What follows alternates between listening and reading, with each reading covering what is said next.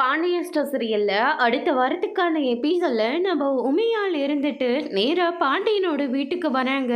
சொன்ன நடந்த எல்லா விஷயத்தையும் நான் கேள்விப்பட்டேன். அதனால தான் மறுபடியும் இந்த வீட்டு படியேறி இங்கே வந்திருக்கேன்.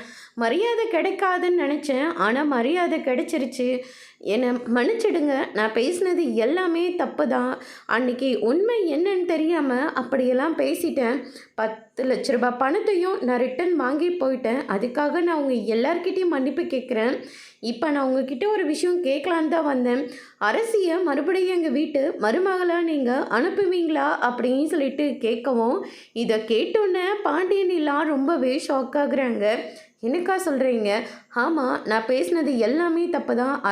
அரசி சதீஷோட மனசில் ஆழமாக இருக்கா. எந்த பொண்ணை பார்த்தாலையும் அவன் கல்யாணம் பண்ணிக்க மாட்டேன்றான். பண்ணால் அரசியை தான் பண்ணவன்னு சொல்லி ஒத்த காலில் நின்றுட்டுருக்கான். இப்போ வரைக்குமே அரசி தப்பு பண்ணியிருக்க மாட்டான்னு அவன் முழுசாக நம்பிட்டுருக்கான். அவனுக்காக தான் மறுபடியும் இந்த வீட்டு படியேறி நான் இங்கே வந்திருக்கேன் அப்படின்ற மாதிரி சொல்கிறாங்க. அதுக்கடுத்து தான் அரசிக்கிட்ட போயிட்டு பாண்டியன் கேட்குறாங்க, உன்னை நான் எக்காரணத்தை கொண்டும் வற்புறுத்த மாட்டேன். நீயா முடிவு எடுத்துக்கோ. உனக்கு இந்த கல்யாண சம்மதம்னு சொன்னால் சொல்லு. வேணான்னு நீ விருப்பம் இல்லைன்னா கூட பரவாயில்ல, எனக்கு இதில் விருப்பம் இல்லைன்னு சொல்லிட்டு போமா அப்படின்ற மாதிரி சொல்கிறாங்க. அதுக்கு அடுத்து தான் நம்ம அரசு இருந்துட்டு, அன்னைக்கு எங்கள் அப்பாவை என்னெல்லாம் பேச்சு பேசுனீங்க, எப்படி அத்தை எல்லாத்தையும் எங்களால் மறக்க முடியும் அப்படின்ற மாதிரி அரசி கேட்டுறாங்க. இதை கேட்டோன்னே உமையால் ரொம்பவே ஷோக் ஆகுறாங்க. அதோட பிரம முடிச்சிருக்காங்க.